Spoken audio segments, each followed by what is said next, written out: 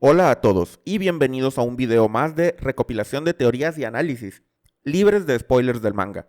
A continuación, quiero presentarles una serie de videos que en su momento abordaban temas que en el anime todavía no aparecían, pero ahora el anime ya los ha alcanzado y por lo tanto todo el mundo puede participar en la discusión, desde Imu y Barba Negra, Urush, la raza Bucanir, hasta la ciudad lunar Birka y el origen de la escritura de los Poneglyphs. Habrá un poco de todo. El video tendrá marcas de tiempo de manera que puedas revisitar algunas secciones si así lo consideras. Sin más que decir, comencemos. Uno de los puntos que hizo que One Piece se convirtiera en mi historia favorita es cómo empieza pareciendo una pequeña aventura de un chico que quiere encontrar un tesoro. Quizás se encuentre con algunos enemigos en el camino, pero avanza para convertirse en una gran conspiración que abarca el mundo entero y en la que ese tesoro representa no solo la aventura de un pirata soñador, sino el fin de una era, la destrucción de un sistema imperialista y el comienzo de una nueva estructura social y política. Es sorprendente cómo de la mano de un chico ingenuo que busca aventuras, Eiichiro Oda, el autor de One Piece, nos introduce a un mundo complejo, oscuro, mucho más rebuscado que las aspiraciones de su protagonista. Es a través de pequeñas escenas intercaladas entre las aventuras de Luffy que se nos va revelando cómo funciona el mundo. La Ciudad Santa, el cuartel general de la Marina, el Gorosei, Imu, los Yonko. Mientras los sombreros de paja van siguiendo la ruta de Lockpose, vamos viendo también cómo se desenvuelve el mundo. Y personajes muchísimo más poderosos que Luffy cuando inició su aventura aparecen aquí y allá tomando decisiones que afectan el curso de la historia. Es curioso si lo pensamos, que aun y cuando nosotros ya hemos visto varias veces y estamos familiarizados con los personajes que dominan al planeta, al Gorosei y a Imu, Luffy no los conoce, probablemente ni siquiera sabe que existen. Estos individuos son los que controlan todo el globo, y en una historia shonen, por lo general, el protagonista suele enfrentar a estos tiranos que hacen su voluntad en el mundo, y ellos son los que constituyen su objetivo a vencer. Pero aquí tenemos a Luffy, que ni sabe que existen, ni está particularmente interesado en hacer justicia. Él solo quiere encontrar el One Piece y cumplir sus sueños. Y bueno, sucede que eso de encontrar el One Piece es algo que lo hace que eventualmente tenga que vérselas con el gobierno. ¿Realmente Imu va a ser el último obstáculo en la aventura de Luffy? Aunque Imu conoce a Luffy, al menos de lejos y algo se sospecha, nuestro protagonista no tiene idea de que Imu existe. Es por eso que muchos dudamos que este personaje realmente vaya a ser ese antagonista final que Luffy debe vencer.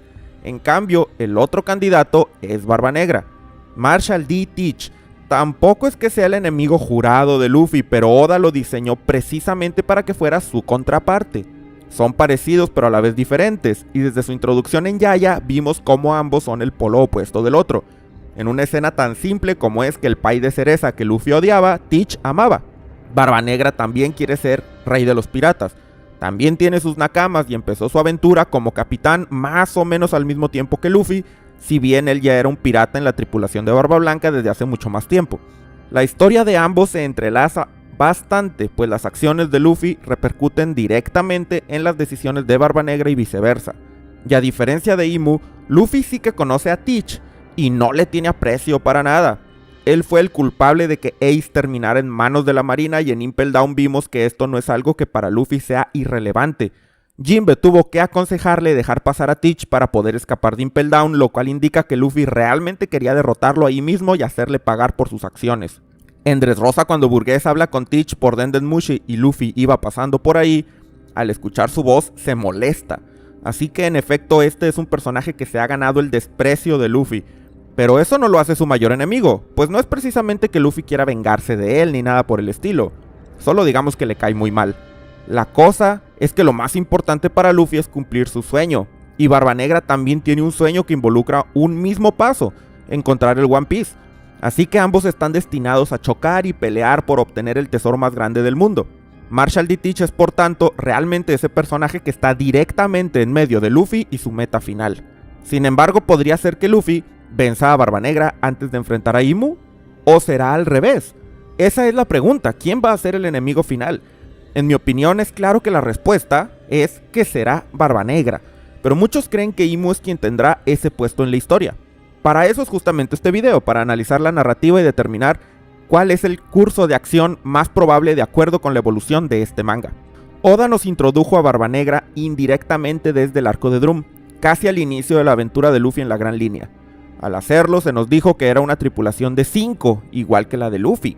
Desde ese entonces ha ido trabajando al personaje, mostrándonos su aventura en unas pocas escenas aquí y allá. Y aunque aparece poco, Oda sabe muy bien darnos ese sentimiento de que Teach se mantiene planeando y avanzando así como lo hace Luffy. Desde que obtuvo la Yami Yami no Mi, se hizo de nakamas, viajó a Mocktown para buscar piratas con recompensas altas que pudiera ofrecer al gobierno y así sucesivamente. Él es alguien que va paralelo a Luffy en todos los sentidos, y aunque tiene un modo de actuar muy diferente, sus motivaciones son parecidas. Un buen enemigo final debe estar tan bien desarrollado como el protagonista, y debemos entender sus motivaciones y ver su evolución como personaje con el pasar del tiempo. En cambio, Imu fue introducido hasta el arco del Reverie y apareció por primera vez en el capítulo 906 del manga. Su existencia ni siquiera había sido insinuada, pues la existencia del trono vacío vino en ese mismo arco y de hecho en ese mismo capítulo. Hasta donde nosotros sabíamos, el Gorosei eran los que gobernaban al mundo en la Ciudad Santa. Mientras para este arco Barba Negra ya era un personaje bien conocido y establecido como un Yonko con 2 poderes de fruta y un pasado interconectado con el de Luffy. De Imu apenas si sabíamos su nombre, pues ni siquiera dijo una palabra en los capítulos en los que apareció. Es por eso que me pregunto, ¿cuál es el mejor candidato para ser el enemigo final? ¿El personaje bien desarrollado que es la antítesis de Luffy? ¿O el ser envuelto en misterio del que apenas si conocemos su nombre? En mi experiencia con las historias shonen, aunque Teach sea el mejor narrativamente hablando para enemigo final, ambos podrían ser. Después de todo, no sería la primera vez que el autor de un shonen se saca un personaje de la nada como enemigo final, pero hay que destacar que esto suele resultar bastante insatisfactorio. Por supuesto, Oda todavía tiene tiempo para desarrollar a Imu. Solo hace falta un buen flashback para que conozcamos mejor de dónde viene y cuáles son sus motivaciones. Pero el autor de One Piece tiene su final planeado desde el comienzo. ¿No creen que si Imu hubiera sido planeado para ser el enemigo al final de la aventura, Oda lo habría insinuado con más antelación? Doflamingo dijo que el poder se degrada, y si consideramos que esa frase se refiere a Imu, entonces su final tal vez está cerca. Cuando Rox quería ser rey del mundo, probablemente se refería a obtener el poder de Imu y sentarse en el trono vacío. Considerando la voluntad heredada, podemos pensar que Barba Negra seguirá esos pasos, pero a diferencia de su predecesor, sí que lo logrará. Oda podría haber creado a Imu para que lo viéramos como alguien imponente y poderoso, aquel que está en la cima del mundo, pero solamente para ver cómo Barba Negra lo destrona y asume el control. Él ya es un Yonko y ya es suficientemente intimidante.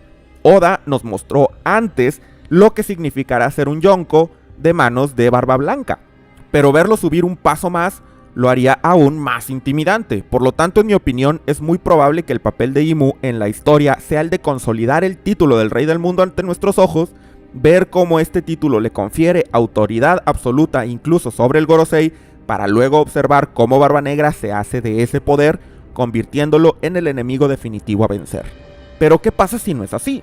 Si Teach e Imu se mantienen como amenazas independientes hasta el final de la historia, ¿cuál será la amenaza mayor? En ese caso, en mi opinión, Imu sería la amenaza mayor, pero aún así no sería el antagonista final de la obra. Me explico. One Piece se equilibra en una dualidad entre intriga y aventura. Desde el punto de vista de Luffy, él va visitando islas, consiguiendo amigos y acercándose a encontrar el One Piece. Eso es todo, no pretende salvar a nadie, ni cambiar al mundo, ni nada por el estilo. Pero vemos que en su camino siempre hay enemigos, obstáculos, ya sea en la forma de otros piratas o del gobierno. Si no hubiera personajes que hicieran difícil el viaje de Luffy, él ni siquiera necesitaría entrenar. Bastaría con navegar de principio a fin. Pero como muchos buscan el One Piece, como está prohibida la lectura de los poneglyphs y demás, es que la aventura de Luffy ha estado llena de peleas y batallas campales, incluso guerras, con él en el centro de atención. Esto es más bien incidental y sucede porque aunque Luffy no se considera un héroe, nunca permite que las injusticias sucedan enfrente de él. Cuando vemos la aventura de Luffy desde otra perspectiva, cambia completamente la cosa. Vemos a un revolucionario, a un libertador que va de país en país solucionando sus problemas, derrocando tiranos que han gobernado por años. Gracias a Luffy el reino Drum se reestructuró con Dalton como su rey. Gracias a él Arabasta y el reino Ryugu evitaron un golpe de estado.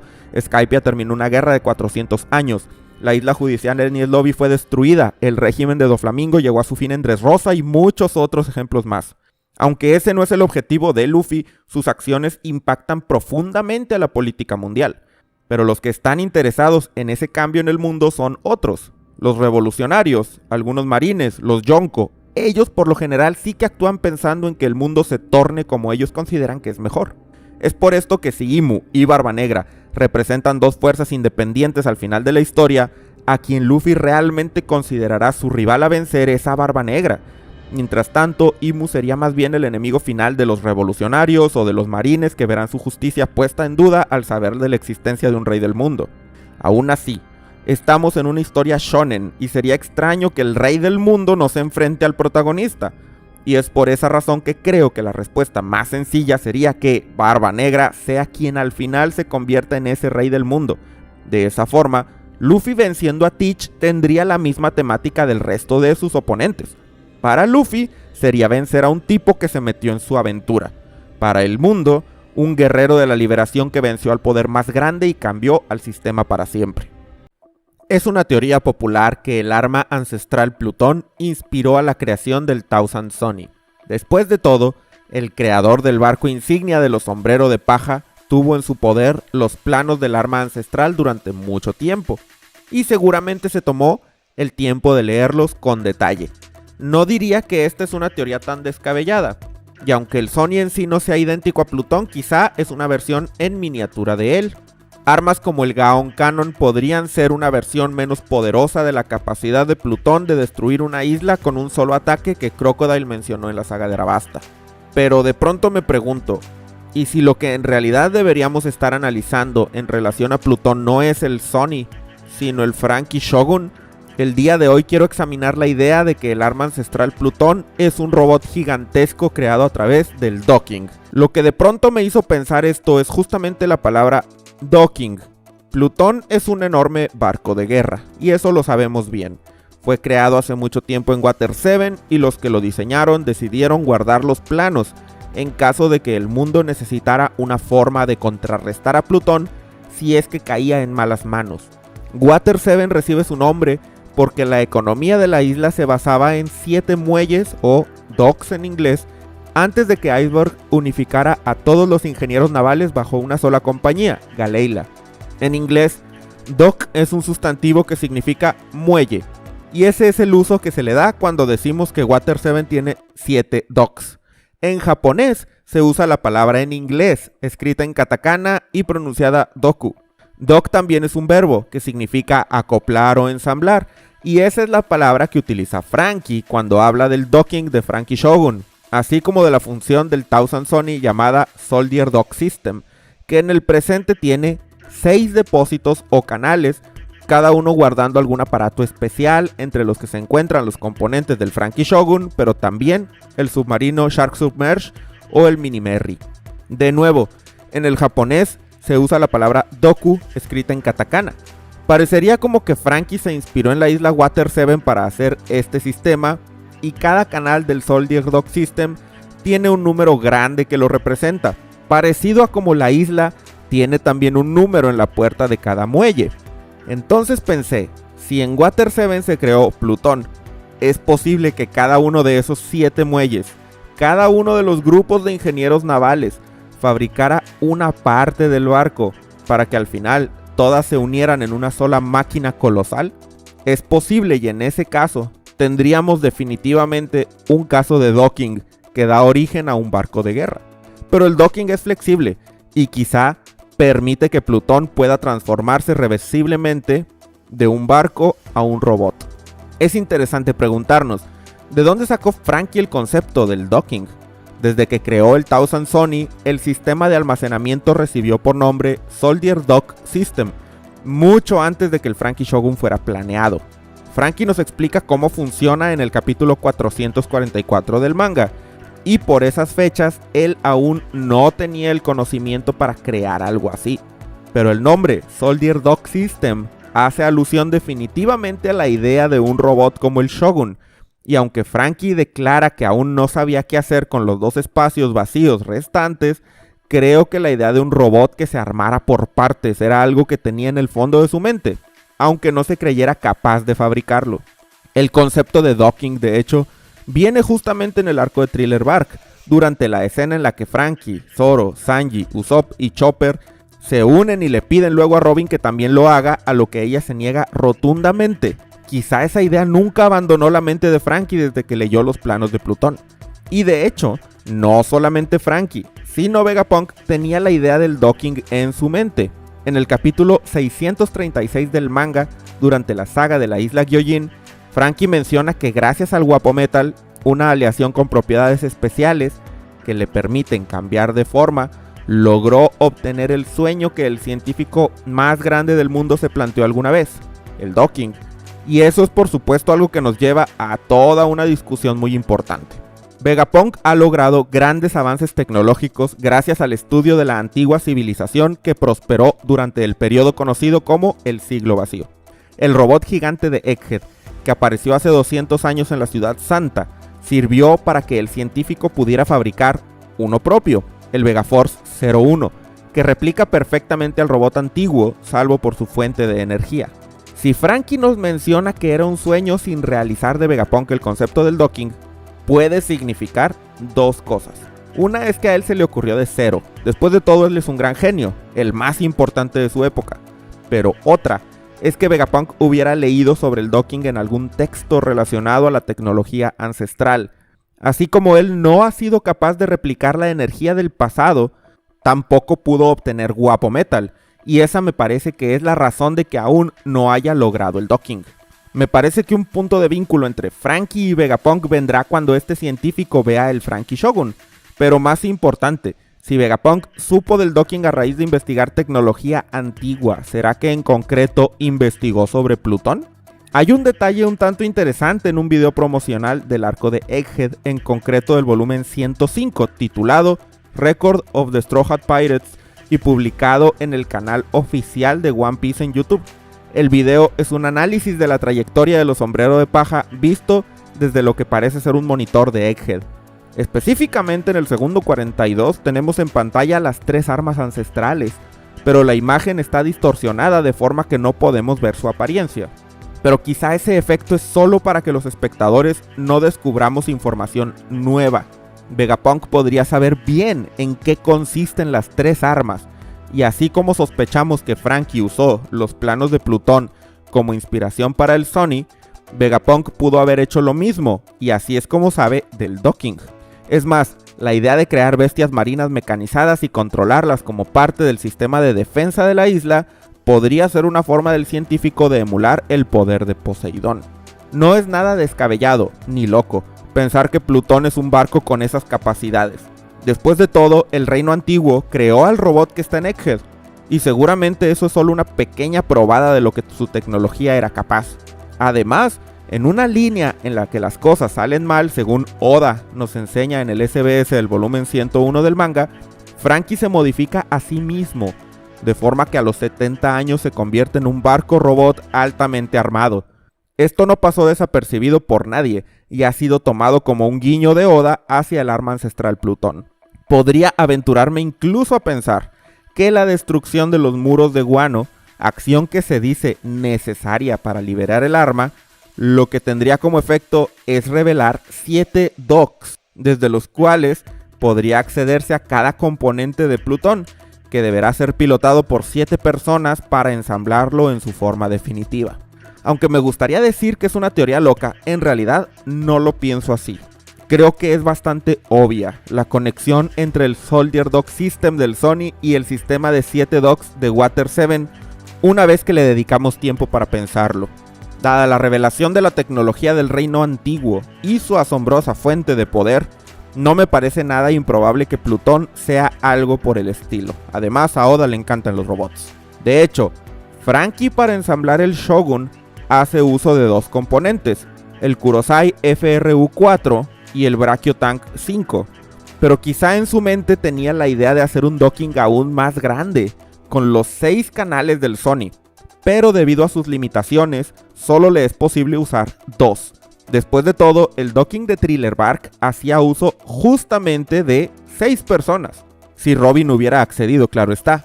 Si el reino antiguo podía ensamblar 7 componentes distintos, eso seguramente fascinaría a Franky y de paso a todos los que presencian el evento. menos a Nami y a Robin, claro.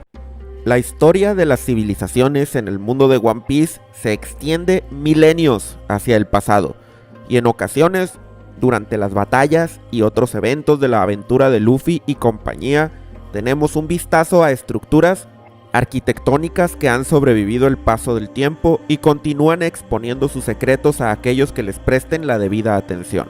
A veces, por desgracia, estas son destruidas completamente, pero el autor de la obra, Eiichiro Oda, nos permite darles una buena revisada antes de quedar irreconocibles. En esta ocasión quiero analizar, con todo el detalle que me es posible, una de las edificaciones clave en la historia de One Piece, la tumba real de Arabasta, en donde los reyes y demás miembros de la realeza del país de arena descansan desde tiempos ancestrales. No solo eso, el poneglyph con la ubicación del arma ancestral Plutón descansa ahí aún en el presente. ¿Qué clase de secretos guardan los jeroglíficos y la estructura de este misterioso sitio? Acompáñame en este video para descubrirlo. El reino de Arabasta está inspirado en Egipto, como el mismo Oda nos comentó en el SBS del volumen 17 del manga. La fachada de la tumba real, por lo tanto, se inspira fuertemente en las edificaciones del antiguo Egipto. Podemos ver claramente en las columnas dibujos de humanos así como de humanoides que parecerían asemejar al chacal y al halcón, deidades muy importantes para la gente de Arabasta. Además, alcanzamos a notar unos caracteres en un lenguaje desconocido. Si prestamos atención, estos caracteres, aunque similares, no concuerdan con el sistema de escritura de los poneglyphs, el cual es sin duda crucial en la historia de One Piece, pues aquellos que puedan leerlo son capaces de acceder a la verdadera historia. Por otra parte, estos símbolos que vemos adornando la entrada a la tumba seguramente pertenecen a algún idioma que se usó en el pasado distante del reino de Arabasta. Desafortunadamente, y afortunadamente a la vez, en realidad nunca vimos el interior de esta edificación, pues es utilizando una entrada secreta que vamos a una región escondida del lugar, donde está el poneglyph de Plutón. Llegamos a la entrada y ahora tenemos un montón de símbolos que quizá nos den pistas sobre la historia del pasado de esta civilización. Es importante destacar que para apreciar completamente los detalles hay que recurrir al manga, pues el anime no respeta al 100% los grabados. De entrada podemos ver con claridad las figuras del chacal y el halcón que guardan la entrada al recinto.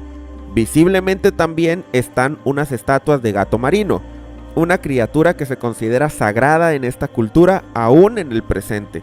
Pero además hay un montón de detalles pequeños muy interesantes. Primero que nada, noten la escritura debajo de los jeroglíficos en las paredes. Es notablemente diferente a la de la entrada, lo cual resulta bastante enigmático. Si todas las habitaciones de esta tumba real hubieran sido diseñadas en la misma época, debería haberse usado el mismo sistema de escritura, pero no. La entrada convencional del templo tiene caracteres distintos y de hecho, estos de acá se parecen bastante, diría yo, a los de los poneglyphs. Cuando nos adentremos más en el sitio, veremos otras instancias de esto.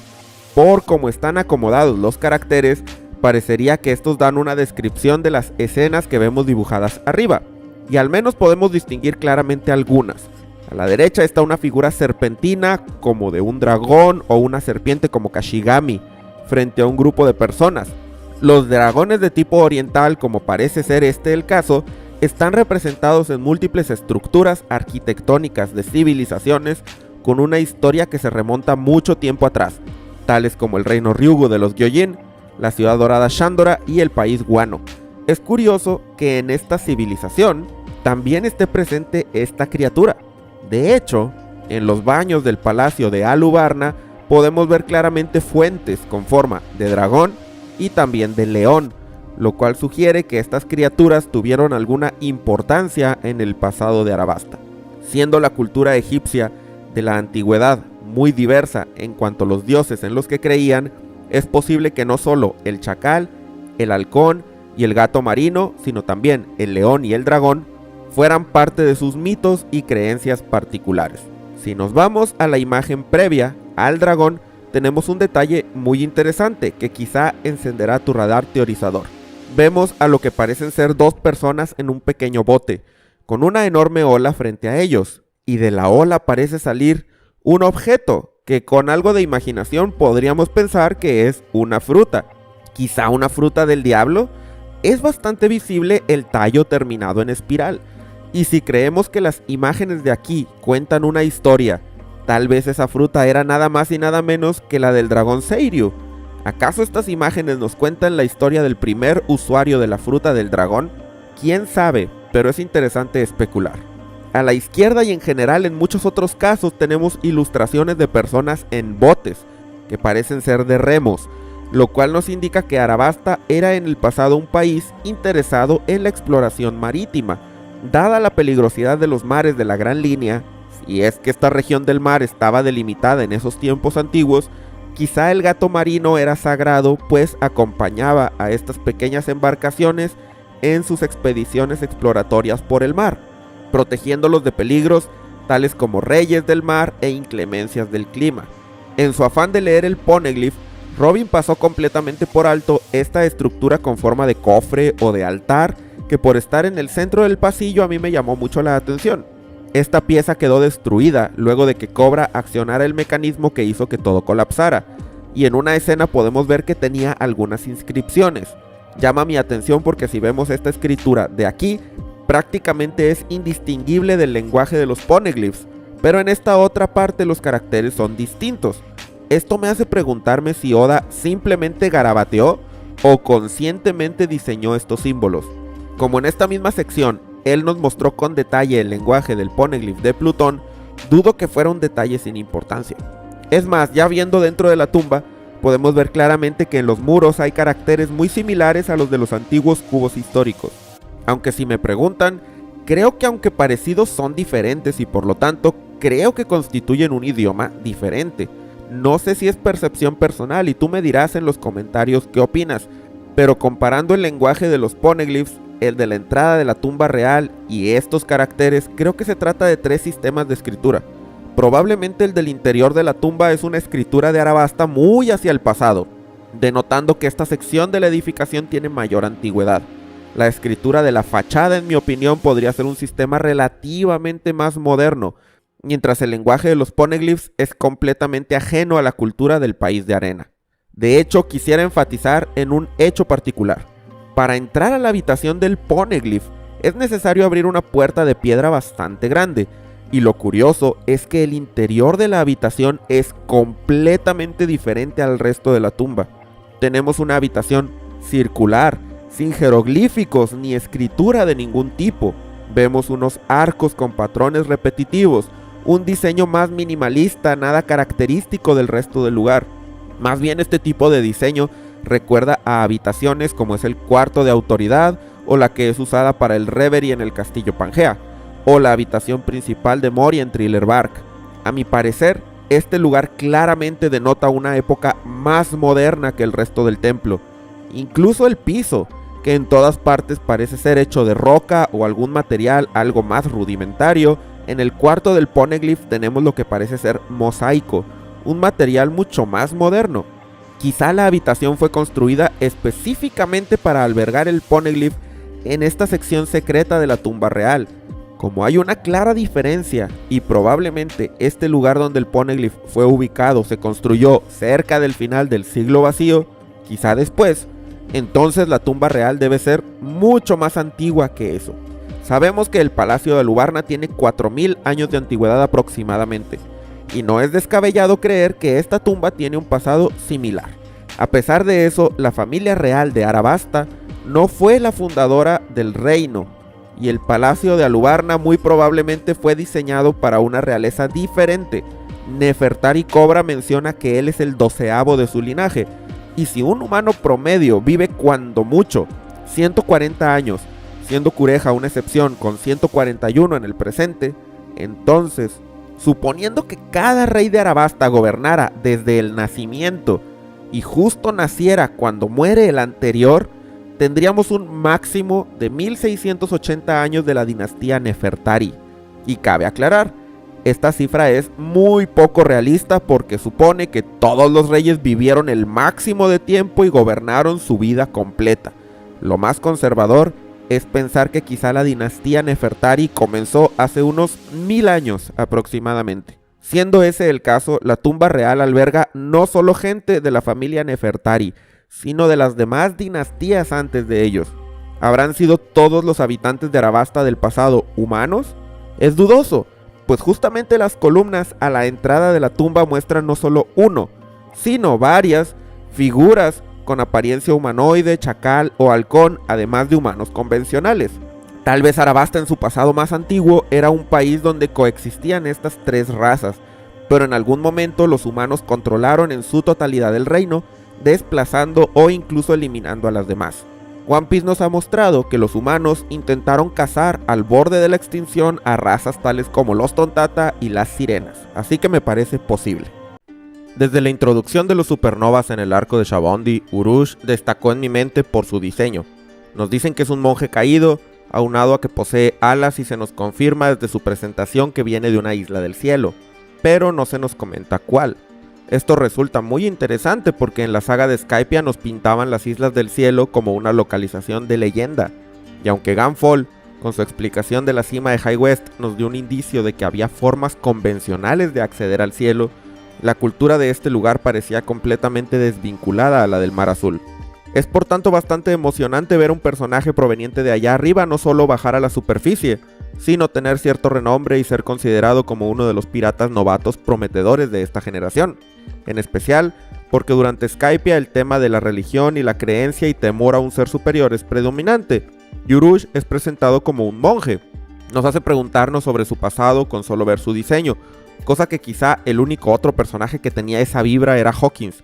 Pero bueno, Hawkins resultó ser una decepción, al menos para mí.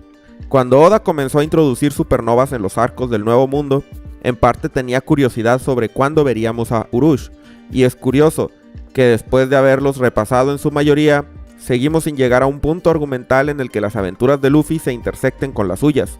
¿Cuándo va a conocer Luffy al monje misterioso? Entre más pasa el tiempo, más nos ponemos a especular que ver a Urush en la historia anunciará el momento en el que Oda al fin nos revele la historia de Birka y de las razas aladas. En este video quiero repasar algunas características que hacen de Urush un personaje bastante enigmático. Aunque no sabemos cuál es la isla natal de Urush, podemos especular al respecto, pues tenemos ciertas pistas. En primera, es muy probable que sea una isla del cielo ubicada en la primer parte de la Gran Línea. Mi lógica es esta: creo que no existen islas del cielo en los Blues. La razón tiene que ver con el hecho de que tales islas son consideradas como cosa de fantasía aún y para la gente de la Gran Línea. Hay que recordar que fuera de ese lugar el mundo es bastante más tradicional y poco aparatoso. Las brújulas funcionan con normalidad. Las estaciones son propias de toda una región y no una característica de las islas individuales. Y el clima no presenta variaciones atípicas ni fenómenos anormales. Así que en mi opinión las islas del cielo son de esas cosas raras que solo pasan en la Gran Línea. Además, cuando Urush viaja al Nuevo Mundo, vemos que se sorprende con cosas tales como la isla Raijin, que es una de las primeras en la ruta de log post de esa sección del mar. No hace mucho sentido que él viniera de una isla del cielo en el Nuevo Mundo y al bajar al Mar Azul se regresara a hacer una aventura en el paraíso primero. Por tanto, lo más probable para mí es que él proviene de una isla del cielo del paraíso. Dicho eso, hay varios candidatos. Claro que los dos primeros serían Birka, de donde proviene Enel, o Skypiea. Pero lo cierto es que hay más islas. Cuando Gunfall nos habla sobre la ruta de High West en el capítulo 238 del manga, dice que luego de seguir ese camino se deben atravesar unas cuantas islas del cielo antes de llegar a Skypiea.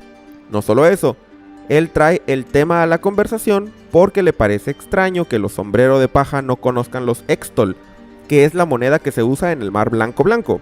Esto supone indirectamente que estas islas previas a Skypiea también están pobladas y usan el Extol como moneda. Urush podría provenir de una de ellas. En el SBS del volumen 64, Oda lo dibuja de niño, y podemos extraer algunos detalles importantes de esta imagen. El más notorio es que tiene las típicas antenas que posee la gente de Skypiea.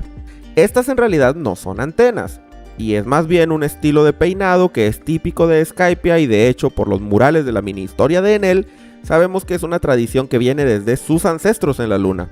Urush optó al crecer por usar el cabello más corto, pero dado que tiene ese estilo con antenas de niño, quizá él provenga de Skypiea, aunque las otras islas del cielo podrían también emplear esa moda, así que no hay nada conclusivo.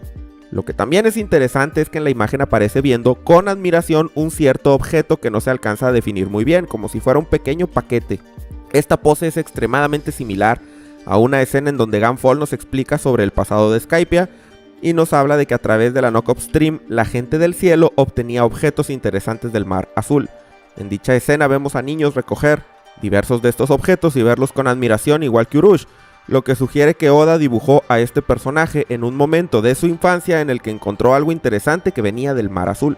Esto incrementa la posibilidad de que Urush sea nativo de Skypiea, pues aunque el estilo de cabello podría venir de cualquier isla del cielo, no estoy seguro de que todas las islas de este tipo circulen por regiones del mar en las que el evento de la Knock-Up Stream suceda.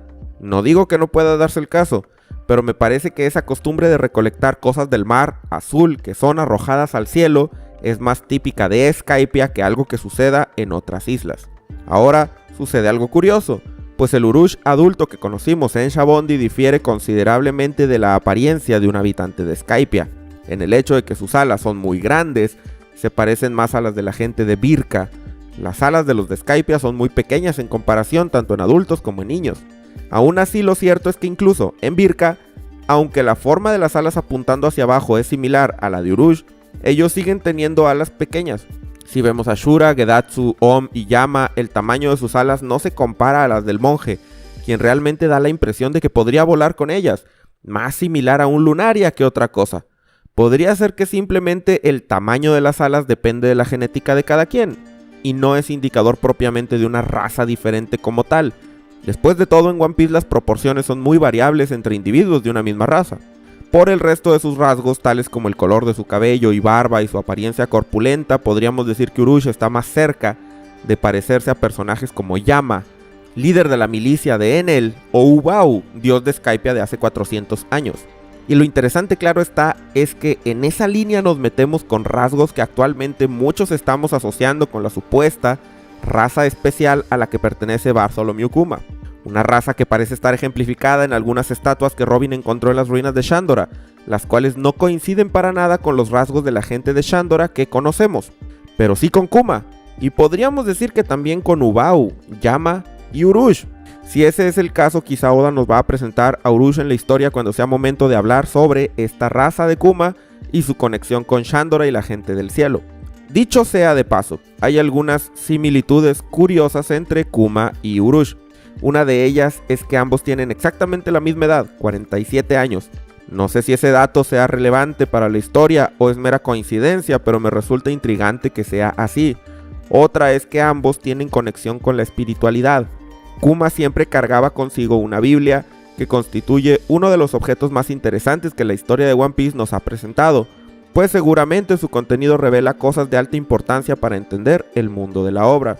Por otra parte, Urush es un monje, y podemos notar que aún y con su apodo de monje caído, sigue manteniendo sus rituales y tradiciones espirituales, pues cuando vio que Kaido se arrojó desde Balloon Terminal, él dedicó un pequeño rezo en su honor. Me pregunto si el dios de Urush tiene que ver con Barth, con alguna otra figura importante de las Islas del Cielo o incluso relacionado a la Biblia de Kuma. Y bueno, en realidad eso es todo lo que podemos decir de Urush por el momento, pero diría yo que nos deja muy emocionados por la temática de un posible arco futuro en el que aparezca. ¿Tú qué opinas sobre él? ¿Será un personaje entretenido que aportará cosas importantes a la historia o tan solo un supernova más que cuando mucho Oda encajará de manera secundaria en el futuro solo para que nadie diga que lo olvidó? Desde que aprendimos en la saga de Arabasta sobre la existencia de los Poneglyphs, estos cubos históricos se han convertido en uno de los elementos más importantes de toda la historia de One Piece. Todo en ellos es misterioso, desde el material indestructible del que están formados, la información que contienen, así como el sistema de escritura en el que esta información está codificada, desconocido para la mayoría de las personas del mundo moderno. ¿Quiénes pueden descifrar esta escritura? El clan Kozuki ha pasado a lo largo de las generaciones el conocimiento para hacerlo. Los sabios de Ohara lo descubrieron por su cuenta, aunque la única sobreviviente en la actualidad, al menos que nosotros sepamos, es Nico Robin. Y bueno, según Big Mom, y Kaido también lo confirma, la gente de la tribu de Tres Ojos es capaz de leer esta escritura, siempre que hayan despertado la habilidad de escuchar la voz de todas las cosas. Eso me ha llevado en el pasado a especular que quizá es la tribu de Tres Ojos la responsable de haber creado tal sistema de escritura en primer lugar. En mi investigación sobre el tema llegué a encontrar un manga y anime de Osamu Tezuka llamado Mitsume ga Toru, el cual seguramente ya conoces bien si eres seguidor de este canal. Oda, como muchos mangakas, ha tomado inspiración en las obras de Tezuka, apodado el dios del manga, para crear su propio mundo. Y en general, el autor de One Piece tiene una filosofía en la que el mundo que creó es una amalgama de sus elementos favoritos de ficción: vikingos, robots, dinosaurios y samuráis. Todos estos elementos que a Oda le encantan coexisten en un solo lugar, en una sola pieza de ficción, si les parece que lo diga. El anime de Mitsume Gatoru nos muestra que el protagonista, Sharaku, un niño de la extinta tribu de 3 ojos, tiene aventuras por el mundo en donde va descubriendo su propósito a través de mensajes que su tribu dejó en diversas ruinas. En un capítulo en particular descubre en una tabla de oro que su función es la de evitar que la humanidad destruya el planeta.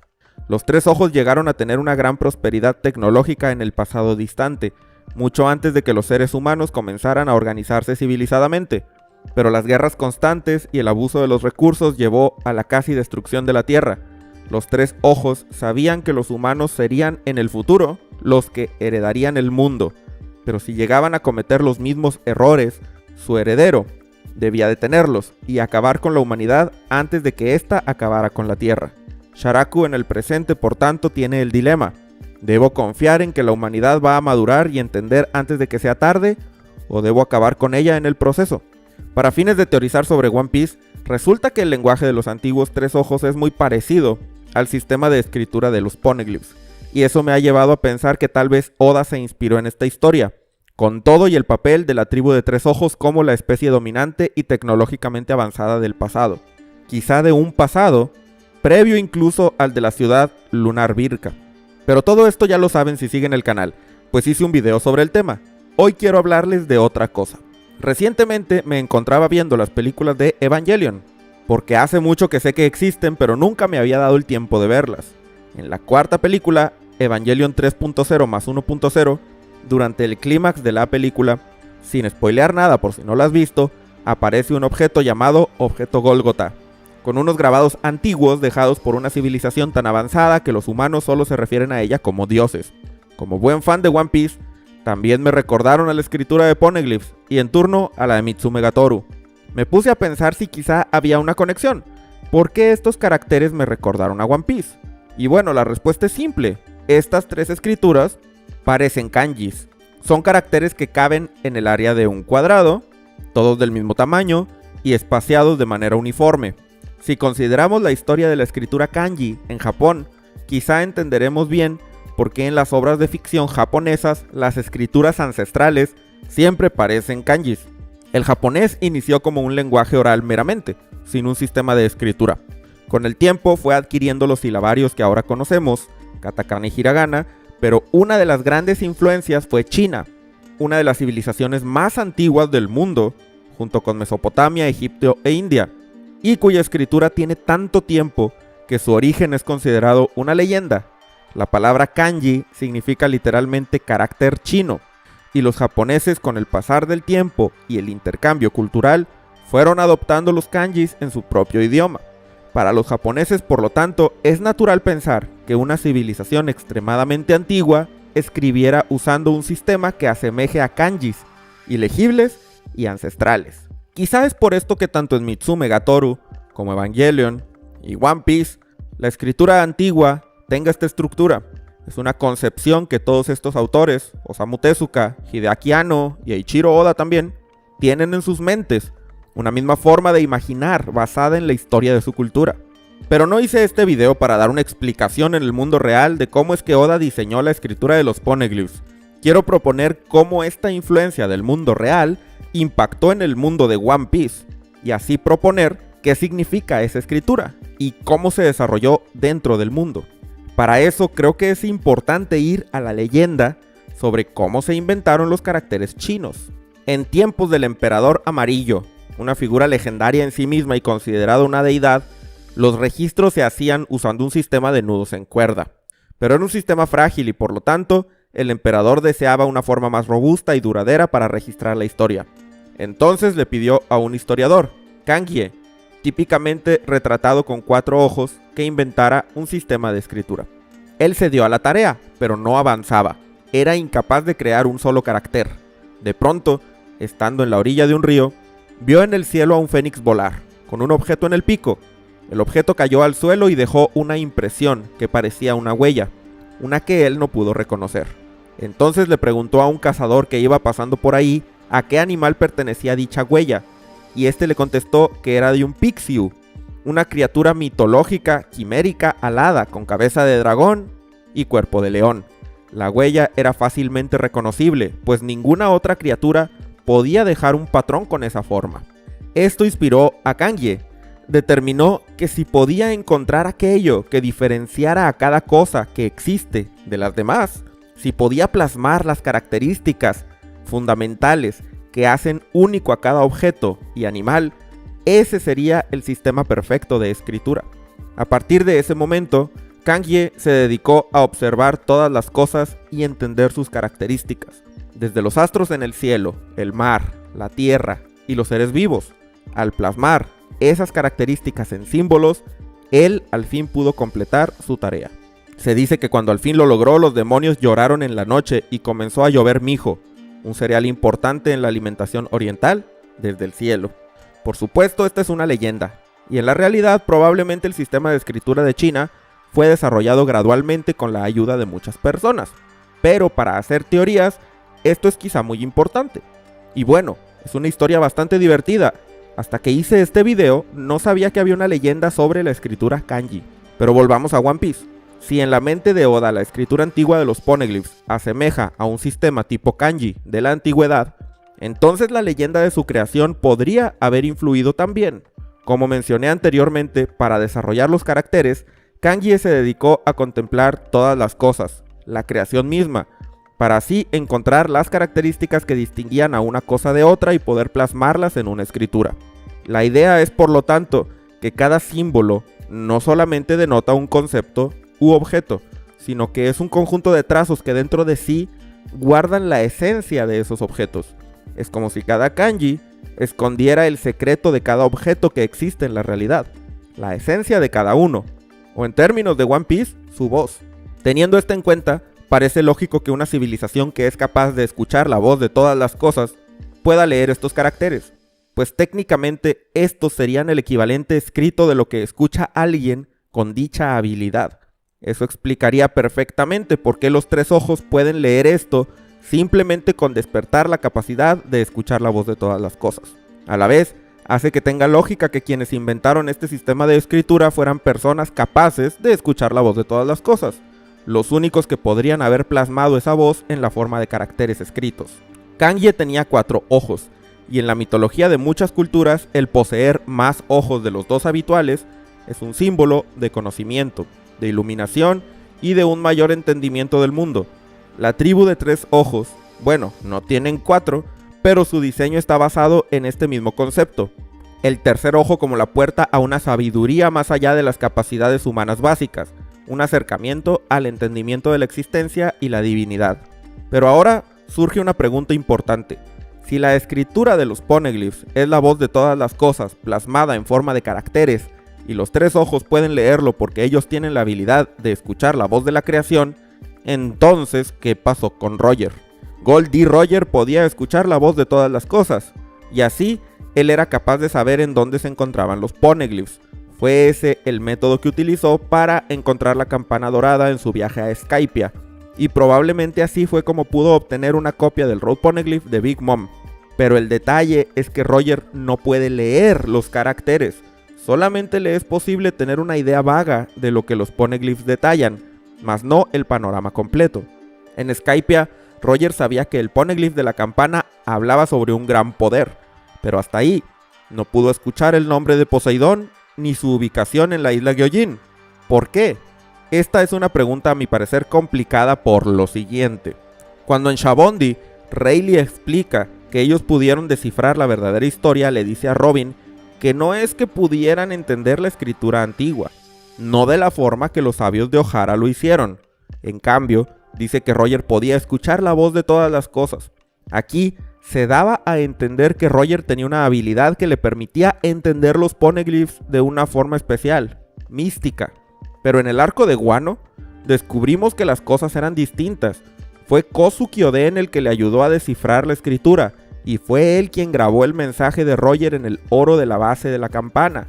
A mi parecer, creo que la intención original de Oda era que Roger hubiera podido interpretar esa escritura por sí mismo, y más bien Oden fue una adición tardía a la historia de One Piece. Pero bueno, en ese terreno solo podemos especular, y para teorizar sobre el futuro del One Piece que ya existe, necesitamos apegarnos a la historia como la conocemos actualmente en el manga. Creo que Oda nos va a revelar que la capacidad de escuchar la voz de todas las cosas tiene una forma completa. Me explico. En One Piece hay muchas razas que pueden cruzarse y dar lugar a híbridos. Chimney es un caso interesante. Es una humana visiblemente, y nadie pensaría lo contrario, pero su abuela Kokoro es una sirena. Aunque Chimney ha perdido todo rasgo de sirena, conserva una capacidad notable de nadar. Sin embargo, ella no solo no tiene la característica cola de pez, sino que no podría vivir bajo el agua como las sirenas lo hacen, y muy probablemente no posee la capacidad de comunicarse con criaturas marinas, ni de manipular el agua como tanto los Gyojin y las sirenas pueden hacerlo. Es decir, tiene ciertas capacidades pero reducidas. Es posible que todos estos individuos que pueden escuchar la voz de todas las cosas, tales como Roger, Oden y Luffy, tengan en su ancestría influencia de la tribu de tres ojos, pero así como Chimney, sus capacidades están limitadas. No pueden despertar esa habilidad al nivel de los tres ojos y en cambio solo pueden usarla hasta cierto punto. Obviamente ninguno de ellos tiene un tercer ojo, pero además no les es posible leer de forma natural la escritura de los poneglyphs. Creo que esa será la respuesta, pero como siempre, por el momento, solo Oda sabe. One Piece no sería lo mismo sin las frutas del diablo. La cantidad de poderes que pueden brindar es enorme y le da una gran versatilidad visual a las peleas y al mundo de One Piece en general.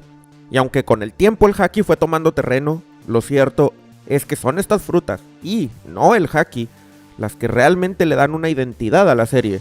No por nada Luffy es identificado, en general, como el tipo que se estira, más que como el tipo que desmaya personas o que puede endurecer las extremidades.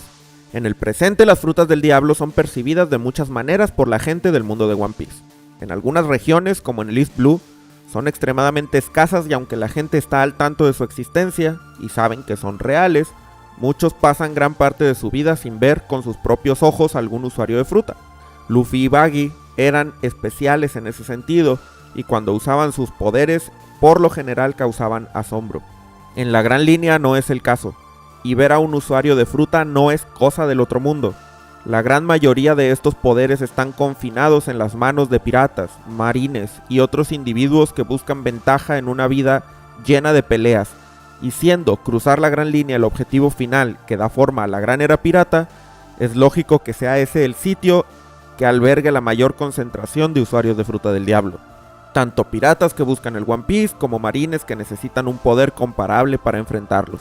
Y aunque el haki es la herramienta perfecta para hacerle frente a un usuario, desarrollarlo es extremadamente complicado y solo los marines en los rangos más altos pueden usarlo, que son muy escasos en comparación al personal de la marina en general. Básicamente en el presente de la historia las frutas del diablo son un arma. En su mayoría representan una ventaja ya sea en combate directo o estratégica, que ayuda a piratas a avanzar en su sueño, a cazarrecompensas a seguir en su línea de trabajo, a marines que buscan capturar piratas, o a revolucionarios que desean hacer un cambio en el mundo. Pero esto no siempre tuvo que ser así. La mente humana puede transformar lo que desee en un arma, desde una rama de árbol, una roca, hasta el mismo uso del lenguaje. El que los humanos hagan esto no significa que los objetos y recursos del mundo sean inherentemente armas. Es la creatividad la que les da un propósito. Un mundo en paz usa el fuego para cocinar, esterilizar materiales y dar calor. Un mundo en guerra lo usa para quemar pueblos enemigos. El mundo de One Piece está en constante conflicto. Entramos a esta historia en la gran era pirata, pero ya desde antes había problemas, guerras entre países, descontento y demás. Es lógico que una fruta del diablo se perciba como un instrumento de supremacía en este contexto. Sin embargo, en una época de paz, ¿para qué serviría una fruta del diablo? Estas frutas espiraladas no son un objeto cualquiera. Solo existe una de cada una en todo el planeta, y replicarlas es prácticamente imposible, salvo por Vegapunk, que ha descubierto un par de cosas sobre ellas y aún así, su conocimiento sobre el tema es extremadamente limitado. Un objeto tan único seguro es especial. Aún frutas del diablo que parecerían insignificantes para fines de combate, como la Fuku Fuku no Mi de Kinemon, son únicas en su tipo. Creo que estas frutas tenían un fin definido en el pasado distante de One Piece, uno que quizás se nos ha mostrado ligeramente pero no de manera explícita, como Oda suele hacer todo el tiempo. A continuación quiero repasar algunas escenas que nos dan una semblanza sobre este tema. La primera viene en el arco de Dressrosa, en concreto el pasado de Doflamingo. Luego de que él despertara su haki del Rey Conquistador, Trébol, Pika, Vergo y Diamante hablan con él, y el primero reconoce que Doflamingo posee, por tanto, las cualidades de un rey, además de mencionar que entonces él fue elegido por el cielo. A continuación, Trébol le da dos objetos, una pistola y una fruta del diablo, la Ito Ito no Mi. Entonces él le dice: ¿deseas matar a alguien? Te daré el poder para que puedas vengarte. Si lo pensamos bien, el arma de fuego era importante, pues con ella Doflamingo mató a su padre para así intentar regresar a Marilloa. Pero ¿qué hay de la Ito Ito no Mi? ¿Por qué era importante para Trébol entregarle este poder a Doflamingo? Después de todo, un usuario de haki del Rey Conquistador ya tiene de forma innata lo suficiente para crecer como peleador hasta niveles altísimos. Claro, una fruta del diablo da habilidades extra, pero aquí creo que el rol de la fruta, más que ser práctico, era simbólico. Trébol y los demás reconocieron a Doflamingo como su líder, como su rey, y hay otra escena en la que esto sucede casi de la misma manera. Vamos a saltar al capítulo 965 del manga, titulado El Plan Kurosumi. Aquí, Orochi se encuentra por primera vez con dos miembros de su clan, Kurosumi Higurashi y Semimaru. Higurashi le cuenta a Orochi la historia de su familia, cómo el líder del clan intentó convertirse en shogun y orquestó un plan para eliminar al resto de los clanes, pero fue descubierto. Según Orochi tenía entendido, él mismo se quitó la vida, pero Higurashi le asegura que los Kozuki lo ejecutaron, y luego de eso toda la familia Kurosumi quedó estigmatizada. La gente los perseguía y mataba por ser considerados traidores. El crimen de su líder quedó impregnado en el resto de la familia. Higurashi le asegura a Orochi que tiene un plan para hacerlo shogun, para concretar lo que a sus ojos su clan estaba destinado a hacer, y entonces le presenta una fruta del diablo, la Heavy Heavy no Mi modelo Yamata no Orochi, diciéndole estas palabras: si haces lo que te digo, te daré poder, el poder para convertirte en shogun. El rol de la fruta del diablo aquí parece ser el mismo que en el caso anterior. Higurashi y Semimaru reconocen a Orochi como aquel que se volverá shogun, el símbolo que los llevará a una mejor posición, y le otorgan una fruta del diablo. Pero como en el caso de Doflamingo, la fruta no era un elemento crucial en este plan. Orochi solo debía seguir las órdenes de Higurashi, engañar al país y así colocarse en el poder, pero en ningún momento era necesario el convertirse en usuario. Orochi ni siquiera entrenó, ni desarrolló sus poderes, y en vez de eso su transformación solo servía como forma de intimidación, pero muy lejos de ser utilizada a su máximo potencial. ¿Por qué Higurashi decidió darle a Orochi esta habilidad? A mi parecer es simple, lo hizo de forma simbólica. Aquel que se convirtiera en shogun, o en caso de Doflamingo en rey, tenía que tener un poder que representara su estatus. La extrema similitud entre ambas escenas me hace, por tanto, especular que en el pasado, las frutas del diablo no eran algo que una persona cualquiera pudiera encontrar aleatoriamente por ahí y consumir. No era un instrumento de piratas y bandidos, ni siquiera de marines. Era el símbolo que legitimizaba a un rey. Y personas como Trébol y Higurashi seguramente conocen este dato, y es por eso que usaron una fruta del diablo para, a manera de ritual, otorgarle a su líder el poder que consolidara su mandato. En una teoría que hice hace tiempo especulaba que las frutas del diablo eran el producto de la unidad de una civilización, del anhelo colectivo de un montón de personas que creían en algo en específico, y que terminaba manifestándose en la realidad en la forma de un poder de fruta del diablo. Así como los Clavautaman toman forma luego de que una tripulación considere a un barco como su hogar, una fruta del diablo podría llegar a existir cuando un país entero ama a su hogar, a su tierra. El individuo que está encargado de resguardar a un país, tomar las decisiones para que se sostenga y crezca, así como de proteger a su población, es el rey. Es el representante de este país y por lo tanto, quizá en el pasado distante, cuando una fruta del diablo nacía, era considerada un regalo para su gente, y el rey era quien debía consumirla, como el ser que legítimamente estaba a la cabeza del reino. Pero con el tiempo, las guerras y demás, es posible que estas frutas dejaran de ser usadas de esa forma. Algunas tal vez se perdieron, otras fueron robadas por gente externa al país. Es probable que muchos países que alguna vez dieron origen a una fruta desaparecieran con el paso del tiempo y los ideales que les dieron existencia quedaran esparcidos por el mundo. Quizá no todos los países veían al rey como el que debía comer la fruta del diablo. En Arabasta, por ejemplo, la Inu Inu no Mi modelo chacal y la Tori Tori no Mi modelo halcón representan a los animales guardianes, pero son consumidas por los guardias de la familia real y no por el rey en sí. Esto puede significar que para cada cultura las frutas del diablo eran usadas de forma distinta, pero probablemente bajo un mismo propósito: ser el símbolo que representa al guardián de la nación. O tal vez esta es una pista indirecta de que en Arabasta, antes de la dinastía Nefertari, el gobierno estaba dividido. Es posible que hace milenios la isla fuera gobernada por dos, tal vez más, facciones, siempre en conflicto. Después de todo, Arabasta tiene una historia de más de 4000 años, en donde los Nefertari solo han gobernado como máximo unos 1000. Me parece que podría darse el caso de que Oda nos cuente que el chacal y el halcón alguna vez fueron cada uno el rey de su propio gobierno, en un escenario en donde la isla Sandy aún no era unificada. Tal vez la familia Nefertari fue la que ocasionó la unificación y con ello trajo paz al país. En Wano, por ejemplo, la deidad protectora es el Okuchi no Makami, y Kaido estaba consciente de eso. Curiosamente, él se esforzó mucho por conseguir esa fruta del diablo, y así deseaba darle legitimidad al shogun en su plan de apoderarse del país y sacar a Orochi de la jugada. Yamato definitivamente no se prestó a esta idea, pero me parece interesante que Kaido tuviera interés en devolver la fruta guardiana de Wano al país que la venera. Es curioso cómo las frutas del diablo, aún en el presente, cuando la ciencia ha avanzado mucho en su entendimiento, siguen siendo este símbolo de legitimidad y poderío para quienes las consumen.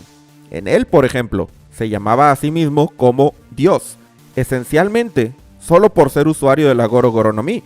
Tengo la impresión de que cuando lleguemos a conocer el pasado de Enel, si es que lo hacemos, encontraremos una escena similar a la de Doflamingo y Orochi, un grupo de personas, quizás sus sacerdotes, entregándole la fruta y diciéndole que con ella le darían poder, el poder de convertirse en un dios.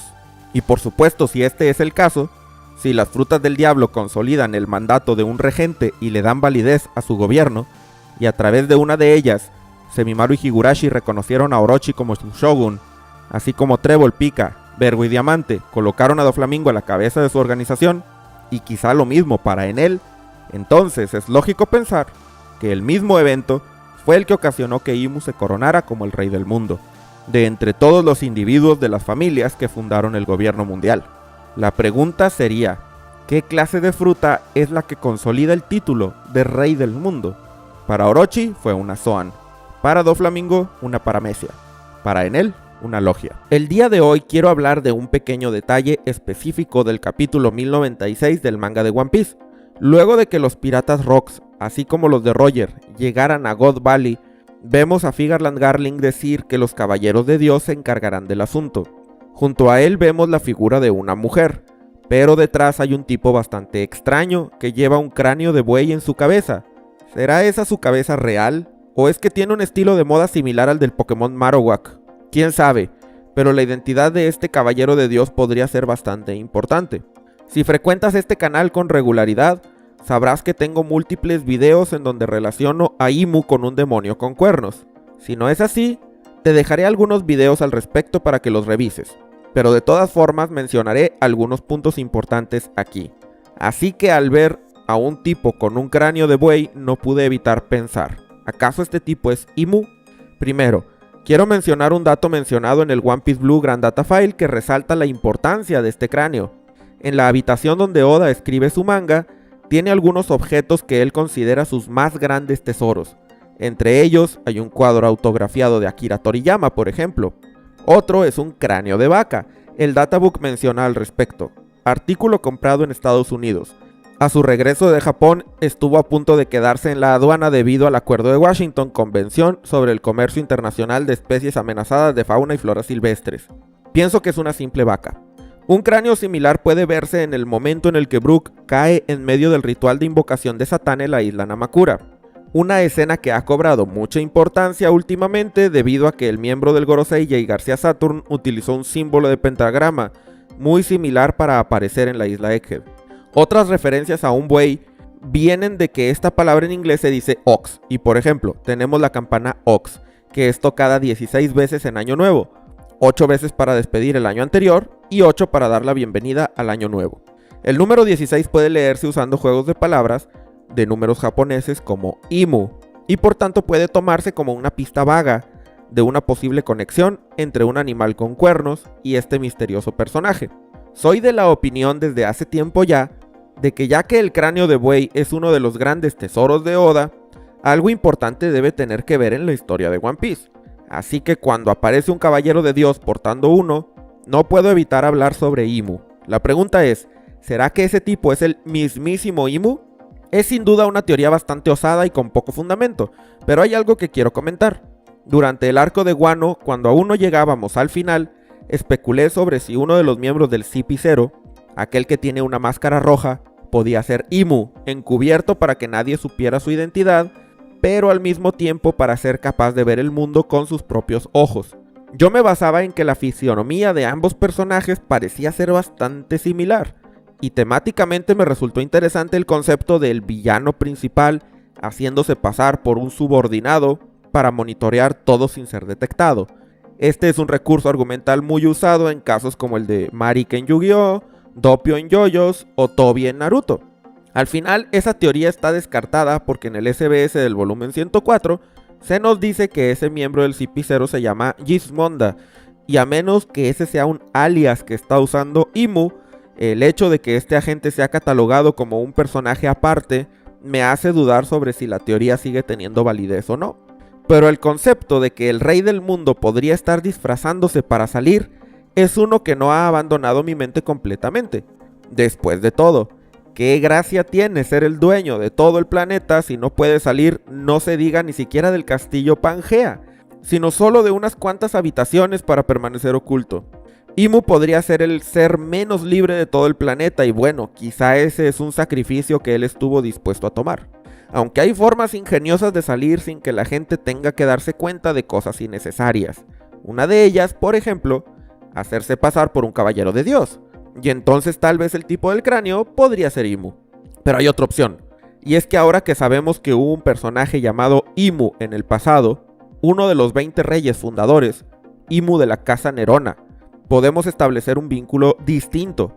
El cráneo de buey podría estar relacionado no nada más a Imu, sino a toda la familia Nerona en sí misma. Y eso podría darnos una teoría menos descabellada, pero interesante de todas maneras, que este tipo con cráneo de buey sea un Tenryubito de la familia Nerona. Esto sí que es probable y nada ajeno a la realidad. Gracias al capítulo 1096 ahora sabemos otro apellido de caballero de Dios aparte de Figarland, que es el apellido Manmeyer. Se dijo muy escuetamente, pero nos sugiere que los caballeros de Dios son de apellidos distintos y variados, y no son solamente miembros de la familia Figarland, por ejemplo. En el capítulo vemos 12 sombras, y por lo tanto, si cada caballero es de apellido diferente, tenemos mucho de dónde elegir. Creo que las familias del Gorosei no tienen integrantes en los caballeros de Dios, pues esas familias ya tienen un puesto importante como parte de los 5 ancianos. En cambio, estas 12 familias deberían ser diferentes. Eso hace que la noción de que el apellido Nerona tenga un representante entre estos caballeros no es solo una posibilidad, sino casi una realidad obligada. Pero eso nos lleva a otras teorías interesantes sobre la familia Nerona. Una de ellas sería que tal vez, si esta familia tiene como emblema el cráneo de buey, quiere decir que deben tener una conexión con la campana Ox, que se usa para dar la bienvenida al año nuevo, pero además con el barco al que pertenecía, el Oxloids. De ese barco solo se nos menciona en el capítulo 594 del manga que fue un barco de guerra antiguo, que en su interior albergaba la campana Ox. Ha sido un pequeño misterio por años la importancia de ese barco y qué tan antiguo es.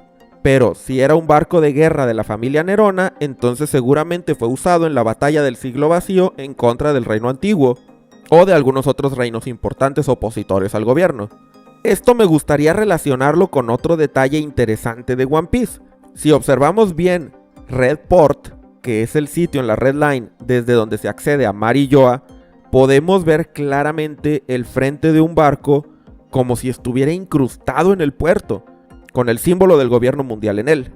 Dada la proximidad de Red Port con la isla de Marineford, me he preguntado, ¿será este frente de barco perteneciente a Loch Lloyd? Tal vez, aunque no hay evidencia concreta para asegurarlo todavía. La raza de Kuma ha sido un tema muy discutido desde que se insinuó en el arco de Egghead. Las especulaciones van desde cuáles son los rasgos distintivos de ella, cuál fue su rol en el pasado del mundo y qué otros personajes podrían ser parte también. Ahora que sabemos que esta raza lleva por nombre Bacania o Bucaneros en español, podemos hablar un poco más del tema, aunque en realidad todavía no sabemos mucho. El capítulo 1095 nos da algunas pistas, tales como que Ivankov dice que los miembros de esta raza tienen sangre de gigantes, y además que son individuos con fuerza y resistencia muy por encima del humano promedio. Pero quizá la pista más importante e interesante está en el mismo nombre, pues los bucaneros del mundo real podrían haber inspirado a Oda en más formas que solamente en el nombre. A continuación quiero hablar un poco al respecto. A mi parecer, la raza bucanera comparte temática con la tribu Tontata. Saturn mencionó que las personas de esta raza nacieron para ser esclavos, y eso quizás se deba a que su fuerza descomunal es muy útil como mano de obra. Claro que un individuo sea fuerte no justifica el maltrato ni lo predispone para servir en las labores pesadas. Sin embargo, una y otra vez hemos visto que los Tenryubito, así como sus ancestros, son seres completamente insensibles que no dudan en aprovecharse de otras civilizaciones para mantener su comodidad. Los Tontata fueron utilizados en tiempos previos al siglo vacío para hacer prosperar el reino de Dressrosa. La familia Don Quijote, que por ese tiempo gobernaba el país, esclavizó a esta tribu de enanos y se aprovechó de sus necesidades para hacerse de una mano de obra completamente gratuita y altamente capaz. Pues los Tontata no solo son fuertes naturalmente, sino que tienen enormes habilidades en la agricultura. Don Quijote tuvo la oportunidad de esclavizar a los Tontata únicamente por una situación en particular. Ellos en el pasado vivían en cierto lugar que no conocemos, pero sabemos que tuvieron que abandonar ante la falta de recursos. En múltiples videos anteriores que te dejaré en la descripción si quieres revisar, he explorado la posibilidad de que esta falta de recursos se debiera no por el mal manejo de la tribu, que a mi parecer es uno cuyo estilo de vida no se acerca para nada a la idea de la sobreexplotación de los recursos, sino a una catástrofe ya sea de origen natural o artificial. Esta catástrofe pudo haber ocasionado que no solo los Tontata, sino muchas civilizaciones en el mundo antiguo se vieran obligadas a salir de su tierra natal, ahora inhabitable o desprovista de bienes esenciales, teniendo que buscar un nuevo sitio para vivir en donde existieran condiciones favorables para asentarse. En el caso de esta tribu de enanos, su búsqueda termina cuando la familia Don Quijote les ofreció un hogar en Dressrosa a cambio de algo de trabajo, cosa que terminó en el periodo más oscuro de la tribu. Pero para otras civilizaciones la historia pudo haber sido diferente.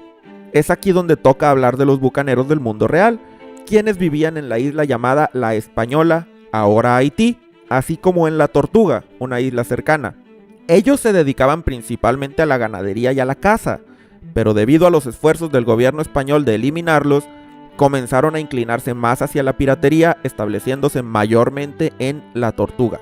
Es incierto qué tanto Oda podría usar de esta parte de la historia en su mundo de One Piece, pero lo que llama mi atención es que los bucaneros también tienen un caso en donde se vieron desplazados de su tierra, pero en esta ocasión por conflictos con España. En mi opinión, la historia de la raza Bacania de One Piece no tiene que ser exactamente calcada a la del mundo real, pero podría haber un componente parecido, donde ellos tuvieran que salir de su tierra por alguna razón y buscar oportunidad en otra parte. Es aquí donde me pregunto, ¿será posible que esa causa sea la misma que enfrentó la raza Tontata? Es decir, que los bucaneros hayan tenido que salir de su isla natal debido a la destrucción de la misma, o bien al deterioro debido a un desastre natural de escala global. Siendo así entonces, como los Tontata, los bucaneros saldrían a buscar oportunidades al mar. Pero un grupo de gente desesperado por encontrar un hogar, en un mundo en donde la mayor parte de los territorios abundantes en recursos ya estaban ocupados por otras civilizaciones, y los que aún quedaban por conquistar eran inhabitables o bien demasiado peligrosos para poder servir como cuna de una civilización, podría recurrir a otro tipo de actividades. Así como los bucaneros pasaron de ser cazadores a piratas en el mundo real, en One Piece es posible que sucediera algo así y entonces esta raza en particular, o al menos una buena parte de ellos, comenzaran a saquear embarcaciones y otras islas. Es decir, se convirtieron en piratas. Pero no solo los bucaneros. Si el mundo sufrió un cambio enorme de esa manera, muchas otras civilizaciones podrían haber optado por seguir el mismo camino. Gyojin, gigantes, minks, incluso humanos, podrían haberse visto forzados a recurrir a la piratería para intentar obtener recursos en una situación desesperada. Siendo ese el caso, quizá este periodo posterior al desastre natural fue el comienzo de la primera gran era pirata y quizá el inicio de la piratería en el mundo de One Piece. Si me preguntan, creo que en la medida en la que existan civilizaciones humanas con todos los defectos que eso conlleva, si la economía depende en mayor o menor medida del comercio marítimo, siempre habrá piratas de por medio. Una de las razones por las que la gran era de la piratería en el mundo real se dio alrededor del siglo XVII tiene que ver porque el establecimiento de colonias europeas en América implicaba la comunicación marítima entre continentes y el abastecimiento de recursos a través de barcos, propensos a ser atacados. Además, la reciente colonización de un continente nuevo a ojos del viejo mundo daba pie a asentamientos que no respondían a gobiernos en particular, y desde los cuales algunas organizaciones podían controlar sus operaciones, tales como la Isla Tortuga para los bucaneros. En concreto, la incrementada actividad marítima comercial ante un mundo nuevo fue un factor importante para la proliferación de la piratería. Y en One Piece ese pudo haber sido el caso también. Conectando esta noción con la teoría del gran cataclismo del pasado, podemos preguntarnos, si luego de este evento surgió la piratería, ¿cómo es que no existían piratas antes? Bueno, una razón podría ser que el mundo de One Piece en el pasado no era como lo conocemos. Si la geografía del mundo antiguo estaba organizada en continentes, pero tras la catástrofe casi todo quedó hundido y las distintas razas tuvieron que localizarse en las pequeñas masas terrestres que quedaron, entonces en ese escenario la navegación se volvería mucho más importante que antes.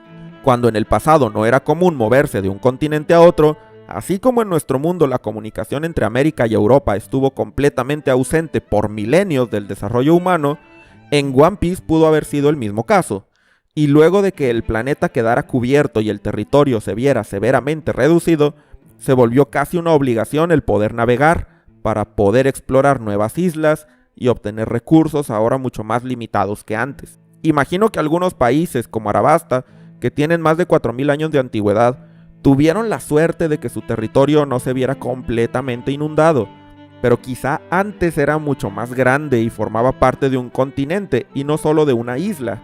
Pero otros como los Tontata o los bucaneros quizá no tuvieron esa suerte. Los Minks, por ejemplo, pudieron haber recurrido a trasladar su ciudad a espaldas de Zunisha para evitar su hundimiento.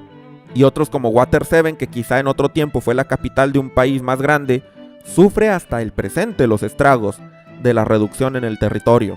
Así es como muchos pueblos, ante la falta de tierra para vivir, pudieron haber tenido que salir al mar sin una tierra a la cual llamar hogar, navegando sin un destino, robando a ciudades más afortunadas para obtener recursos, y con el tiempo esas personas fueron encontrando su hogar en su barco.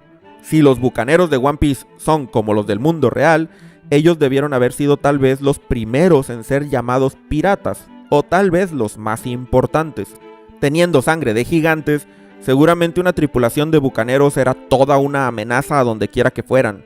Más poderosos que incluso los Gyojin, la humanidad comenzó a verlos con miedo y desprecio a la vez.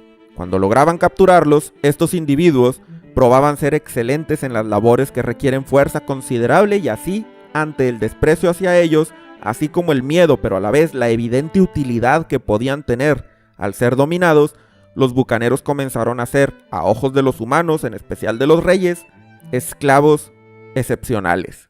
¿Cuál es la diferencia entre los bucaneros y los Gyojin o los gigantes, por ejemplo? Diría yo que probablemente sea que esta raza no tenía una organización definida, ni un territorio al que reconocer como su hogar, Mientras esclavizar Gyojins, por ejemplo, sería difícil, pues ellos se concentraron en el reino Ryugu e invadirlo sería iniciar una guerra en un ambiente desfavorable, capturar un barco bucanero no era tan complicado si se lograba someter a sus tripulantes. Si todo esto es verdad, entonces podemos estructurar la teoría de que aproximadamente hace 1000 años la geografía cambió y el mundo se volvió predominantemente oceánico. A causa de esto, muchas tribus se quedaron sin hogar y la búsqueda de nuevos territorios para vivir desembocó una era de caos. Y en medio de ella, los bucaneros se hicieron fama por su gran fuerza y su actividad principal, la piratería. En japonés, pirata se dice kaizoku, literalmente bandido de mar, nombre muy adecuado para esta nueva actividad. Por más misteriosa que se pone la historia de One Piece, hasta el momento solamente hemos visitado el espacio una vez, a lo largo de la mini historia del gran viaje espacial de Enel. Las ruinas de Birka en la luna, hogar de las tribus de humanos alados que en el presente habitan en islas del cielo y posiblemente otras regiones del mundo, es una de las más interesantes de toda la obra y nos habla de un pasado tecnológicamente avanzado, mucho antes quizá del siglo vacío. Aunque los murales de la historia de esta civilización son muy interesantes, también hay mucho que las ruinas mismas nos pueden contar sobre esta ciudad lunar. En este video voy a analizar con todo el detalle que me es posible la arquitectura de Birka, para entender qué clase de secretos esconde, y por qué no, también haré un análisis de los murales que nos dejaron. Luego de derrotar a los piratas espaciales, Enel encuentra una cueva dentro de un cráter, y ahí yacía la antigua ciudad lunar, Birka. Sin saberlo, él simplemente hace lo que siempre suele hacer, electrificar toda el área. Pero para su sorpresa, esto ocasiona un efecto positivo. La energía comienza a circular por todas partes, acumulándose en objetos esféricos que parecen estar hechos de vidrio y difundiéndose por conductos hacia distintas partes de la ciudad, iluminando el área, pero también activando una gran cantidad de autómatas que se encontraban apagados por quién sabe cuántos siglos.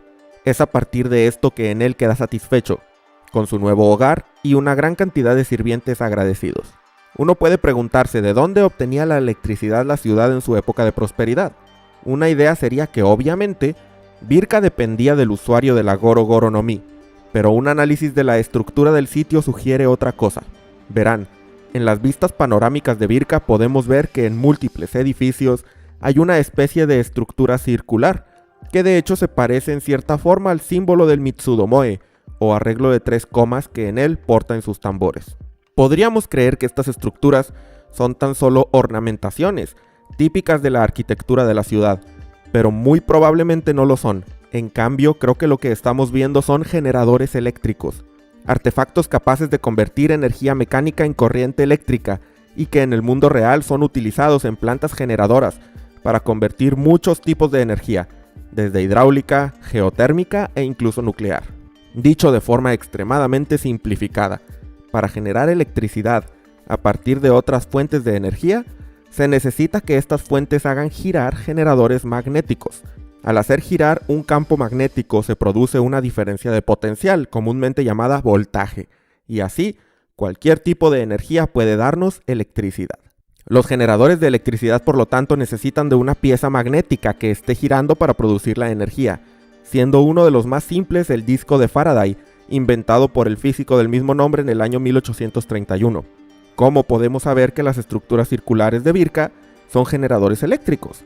Bueno, en esta parte de la imagen del final de la mini historia, noten cómo parece que algunos cables conductores salen de una torre con una de estas estructuras.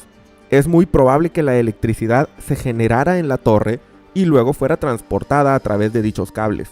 Toda esta discusión es muy importante porque, como podemos notar, los generadores eléctricos están por toda la ciudad, lo que significa que en vez de una planta eléctrica en particular, la gente de Birka tenía pequeños generadores en todas partes. Aún así podemos darnos cuenta que la electricidad se almacenaba y se redirigía a través de enormes esferas circulares, que sirven probablemente como baterías en donde se acumula la energía generada. Si Birka producía su electricidad a través de generadores, eso quiere decir que entonces no dependían en lo absoluto del usuario de la Goro Goro no Mi, y en vez de eso, ellos aprendieron a producir su propia electricidad por otros métodos. Una posibilidad es que usaran directamente energía mecánica. En el mundo de One Piece hay gente muy poderosa, y podría usarse su fuerza como fuente para producir electricidad. Quienes hayan visto el anime Doctor Stone podrán saber cómo es que eso funciona. Eso explicaría por qué parece que había generadores por todas partes. Otra opción de fuente podría venir de la energía geotérmica, si es que la luna en el mundo de One Piece permite tal cosa. Birka está ubicada en una cueva, en un cráter. Quizá la gente de ese entonces encontró que vivir de esa manera era útil, pues le daba acceso más sencillo a la energía térmica del interior del satélite. Sin embargo, me inclino más a pensar que la fuente de energía de la luna venía del trabajo mecánico de los individuos más poderosos que habitaban en la ciudad. Dicho eso, se presenta una teoría interesante. Si la electricidad costaba tanto trabajo para ser obtenida, entonces este recurso sería muy valorado por los habitantes de Birka. Así que, si consideramos la teoría de que las frutas del diablo provienen del anhelo y la imaginación humana, entonces alguien que fuera capaz de producir cantidades enormes de electricidad sería visto como un dios, un ser ideal. En el presente, Enel es usuario de esa fruta, y su nombre pronunciado en japonés, Eneru, es un juego de palabras de energy, energía en español. Es posible que por lo tanto, Enel se considerara un dios, porque el portador de la Goro Goro no Mi, fruta creada a partir del anhelo de los habitantes de la antigua Birka, tiene en sus manos la capacidad de proveer de energía casi ilimitada a su ciudad, sin necesidad de un trabajo extenuante. Eso a su vez sugiere que la isla del cielo, Birka, usaba la electricidad de forma cotidiana y quizá era una ciudad bastante más avanzada que Skypiea. Desgraciadamente, nunca vimos esa ciudad, pues Enel la destruyó. ¿Cómo se relacionaría esto al reino antiguo y a su energía misteriosa? Bueno, como dije antes, es probable que a la gente de la luna les costara mucho trabajo producir electricidad, pues era necesaria una poderosa mano de obra. Creo que a diferencia del reino antiguo, Birka no sabía usar la llamada energía circular, pero soñaba con la existencia de una fuente ilimitada de energía. Curiosamente, uno de los murales de Birka muestra lo que podríamos pensar que es una de estas baterías esféricas, y la electricidad dentro de ella era representada con espirales. Así que quizá lo que logró el reino antiguo fue aprovechar una fuente de energía universal, ilimitada, que pudiera a su vez generar electricidad. Esto significa que el reino antiguo era mucho más avanzado incluso que la misma Birka. Otro de los elementos distintivos de Birka está en algunos patrones en los edificios, notablemente la alternancia entre círculos y cruces, que podríamos leer como la palabra Ox, repetida muchas veces. Este patrón es muy común en las imágenes que vemos e incluso podemos apreciar que en el centro de los círculos se solían poner ventanas. ¿Tendrá esto algún significado especial? En otros videos he analizado la importancia que podría tener para One Piece la figura del buey, Ox en inglés, en relación con temas tan importantes como Imu y el siglo vacío.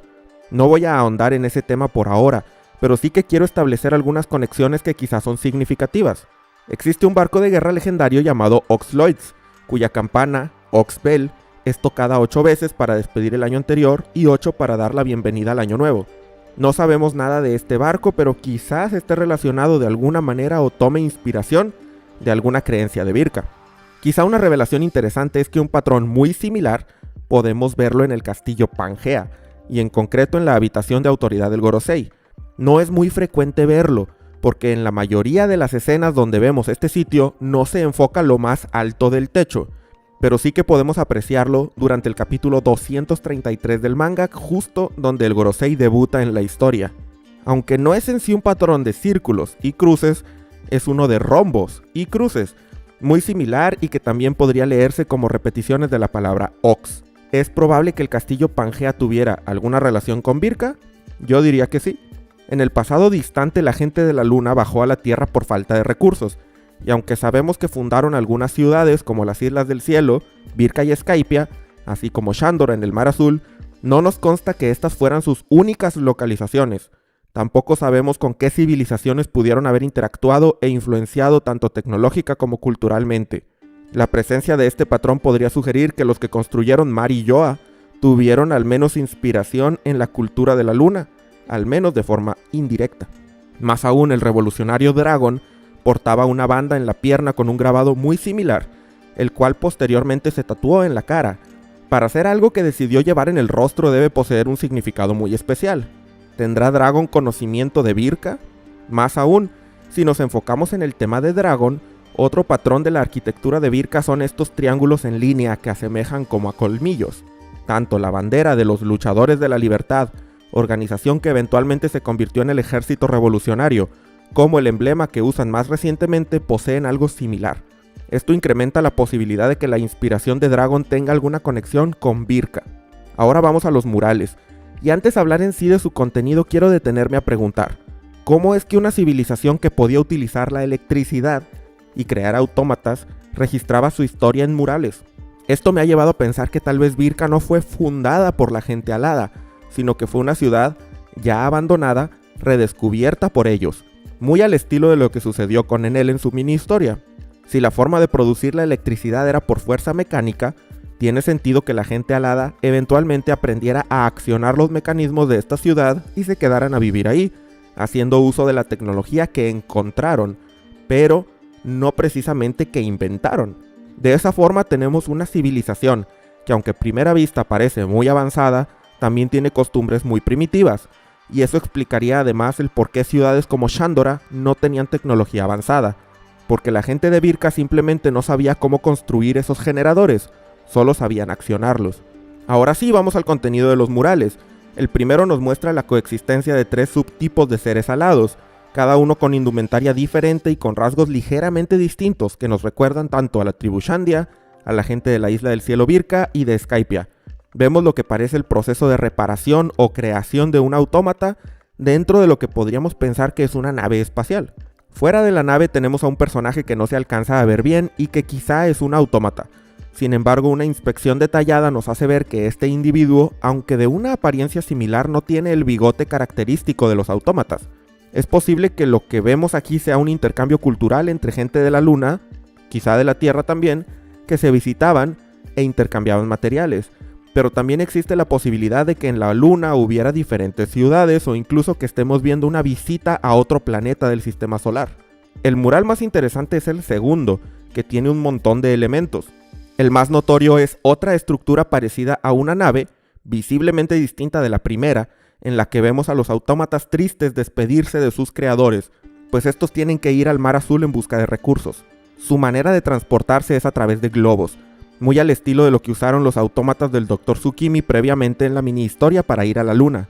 Esto nos sugiere que en el mundo de One Piece, la distancia entre la Luna y la Tierra no es tanta como en el mundo real, pero también podemos pensar que si lo que vemos es una nave, los globos son simplemente una forma de descender a la superficie luego de haber aterrizado en la Tierra.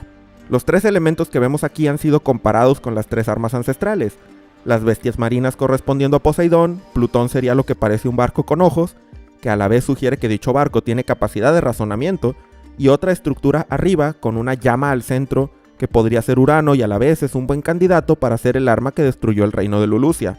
Además, tenemos un ojo bastante curioso que parece estar supervisando toda la operación. Una pregunta lógica sería, si la gente de la Luna bajó a la Tierra y abandonó Birka, ¿quién dibujó entonces este mural detallando todos esos elementos? Es posible que si no fue nadie de la gente alada quien lo hizo, fueran los autómatas.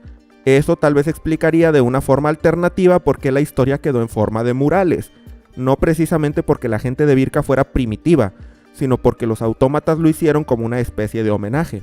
Por otro lado, si consideramos que estamos viendo las armas ancestrales aquí, eso implicaría que Urano, Plutón y Poseidón tienen una antigüedad mucho mayor que 900 años. Shandora se fundó hace 1100 y por lo tanto es probable que incluso durante el siglo vacío, estas armas ya fueran consideradas ancestrales. En el arco de Foxy capítulo 306 del manga, Robin nos explica la leyenda de Davy Jones en el mundo de One Piece, un pirata maldito de tiempos antiguos que vive bajo el mar. Es una leyenda. Se dice que toma los tesoros de los barcos que se hunden en el fondo marino. Esta conversación se da en el contexto de explicar la Davy Backfight, un juego inventado en la isla pirata con el fin de fortalecer las tripulaciones a través de la práctica de apostar nakamas en cada uno de los eventos. Desde ese momento jamás ha vuelto a mencionarse a Davy Jones, pero una referencia a este sucedió en la saga de la isla Gyojin. En el capítulo 606 del manga, los sombreros de paja se encuentran con el holandés volador, barco que en el mundo real es asociado a la leyenda de Davy Jones. Sin embargo, cuando Brook nos cuenta su historia, habla de un personaje diferente, Van der Decken. Él nos dice lo siguiente: el holandés volador es un barco que no tiene lugar en este mundo. Su historia comenzó hace muchos siglos. Un día, en medio de una fuerte tormenta, un capitán demente comenzó a arrojar a sus nakamas uno por uno al turbulento mar, y cuando hasta el último de ellos estaba muerto, él escupió en la cara del mismísimo Dios. El nombre de ese capitán era Vanderdecken y su barco el holandés volador. Se dice que él incurrió en la ira de Dios y fue condenado a vagar en el mar para siempre, sufriendo tortura eterna. ¿Será que Davy Jones y Vanderdecken son la misma persona? Es difícil decir, pero sin duda la historia está entrelazada. Papago expande en la idea durante el capítulo 610. Él nos comenta: ya saben cómo son las leyendas, las cosas se sacan de proporción. Por lo que escuché, el demente capitán Vanderdecken original existió y terminó aquí en la isla Gyojin, y al final aquí fue que murió. El barco que ustedes vieron muy probablemente era el mismo holandés volador de la leyenda, pero su capitán es solo un descendiente del original. Una pieza más del rompecabezas la tenemos en el capítulo 625 titulado Voluntad no heredada, en donde ese descendiente, Vanderdecken IX, nos explica lo siguiente. La leyenda dice que hace mucho un poder increíble yacía escondido debajo de las olas, una princesa sirena con la habilidad de comandar aún a los reyes del mar.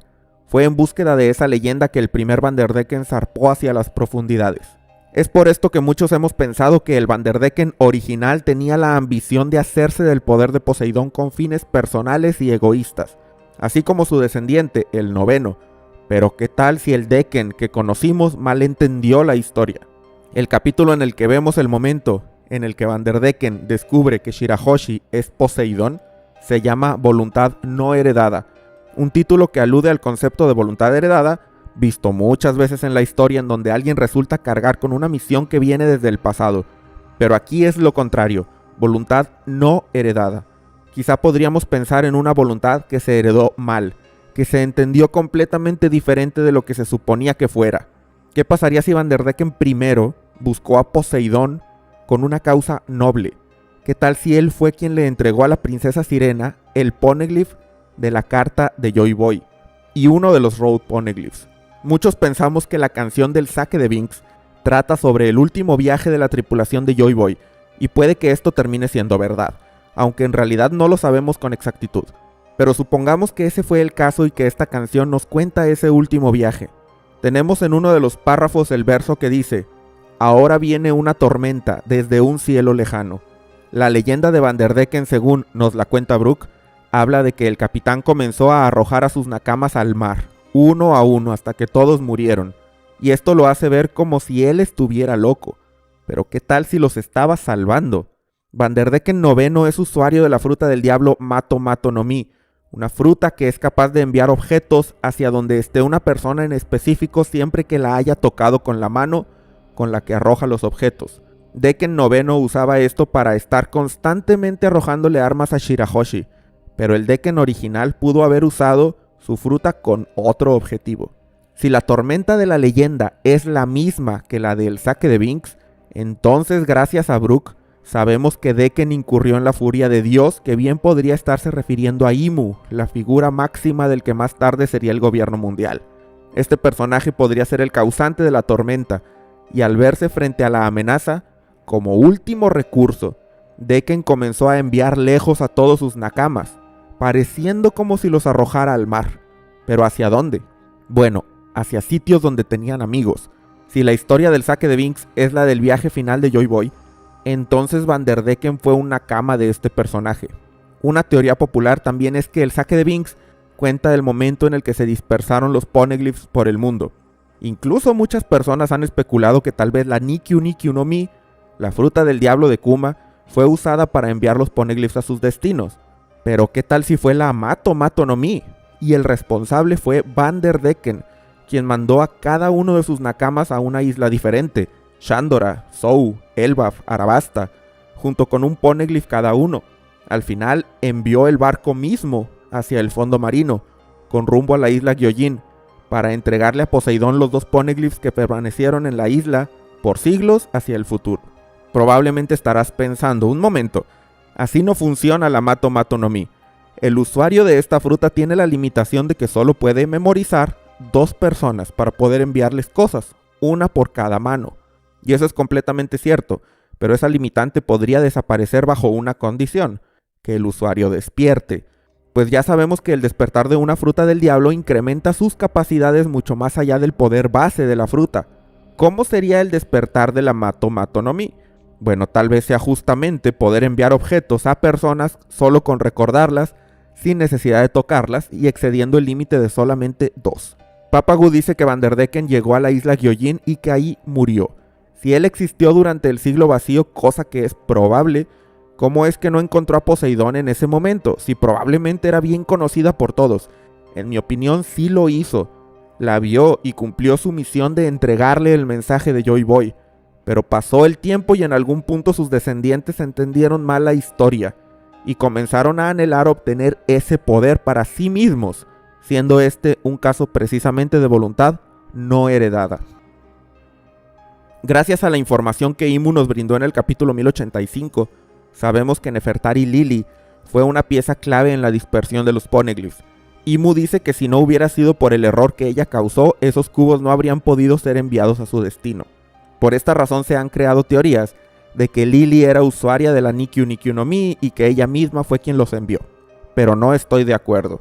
Imu cuando habla del tema lo hace como una idea que ha estado rondando su mente. Una hipótesis personal, en donde él cree que tal vez lo que hizo Lili en ese momento no fue un accidente sino algo deliberado. Creo que sería extremadamente obvio si hubiera sido ella misma la que dispersó los poneglyphs. Si fuera así, Imu sería un tonto en especular, pues no habría ambigüedad. Pero ¿qué tal si simplemente Lili hizo algo que ayudó a que Vanderdecken pudiera salvar a sus nakamas enviándolos a diferentes islas cada uno con un poneglyph para proteger? La pregunta es, ¿qué hizo Lili? Hablé antes del capítulo titulado Voluntad no heredada. Ahora hablaré de su contraparte, el capítulo 145 titulado Voluntad heredada.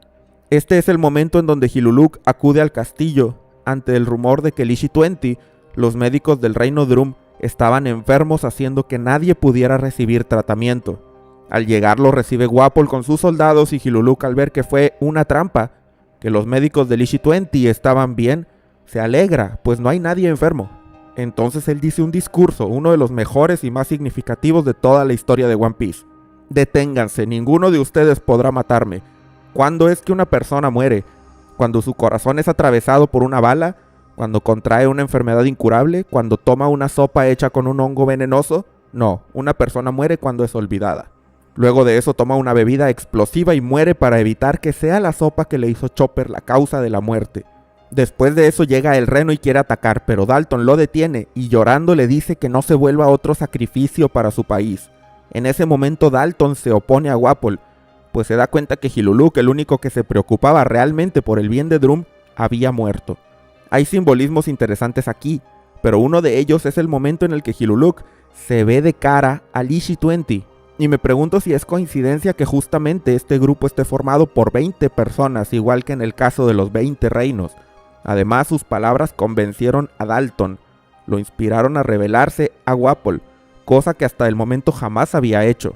Volviendo a la teoría sobre Vanderdecken, es posible que esa tormenta de la que se habla no sea solamente Imu, sino una flota de los 20 reinos llegando a enfrentarse a la tripulación de Joy Boy a bordo del holandés volador. En este punto quizá el mismo Joy Boy tomó el rol de Hiluluk, haciendo algo que le costó la vida y que hizo que Nefertari Lili en ese preciso momento se diera cuenta de que pertenecía al bando equivocado. Entonces decidió actuar así como lo hizo Dalton al detener a Chopper, pero sus acciones hicieron que se presentara una oportunidad para Vanderdecken, nakama de Joy Boy, quien a pesar de sufrir la muerte de su capitán, actuó rápido y dispersó los poneglyphs, salvando al resto de sus nakamas. Así, a Imu no le quedaría claro si realmente Lili actuó solamente por imprudencia o por una razón diferente. Hay dos detalles que quisiera mencionar antes de terminar la teoría. Uno de ellos es que Vanderdecken noveno, y al parecer también el original, por lo que podemos ver de su silueta en el manga, usa un sombrero. No es como el de Luffy, pero quizá esto es una forma de ilustrar la distorsión de la voluntad que Decken noveno terminó teniendo. Tal vez el original sí usaba un sombrero de paja. Por otro lado, el mascarón del holandés volador es un cráneo y dos espadas cruzadas. Un símbolo pirata bastante habitual. Sin embargo, eso me recordó a un detalle que llamó mi atención en su momento de la indumentaria de Luffy de la pelea final en One Piece Film Red. vemos un Jolly Roger parecido al de Luffy, pero diferente, pues en vez de los huesos tenemos dos espadas cruzadas. ¿Acaso ese era el Jolly Roger de Joy Boy? La nota de Oda sobre este diseño en el volumen 4.000 millones dice: atención al símbolo pirata, diferente al habitual. Quién sabe, tal vez así como en el caso de Roger, en realidad el verdadero nombre de este antiguo pirata era Van D. Decken. Pero tampoco quiero sumarme a las teorías que le ponen la D a todos los personajes habidos y por haber, así que hasta aquí termina este video. Espero que te haya gustado y si es así agradeceré tu like. No olvides dejarme todas tus teorías en los comentarios y suscríbete al canal para más videos de One Piece.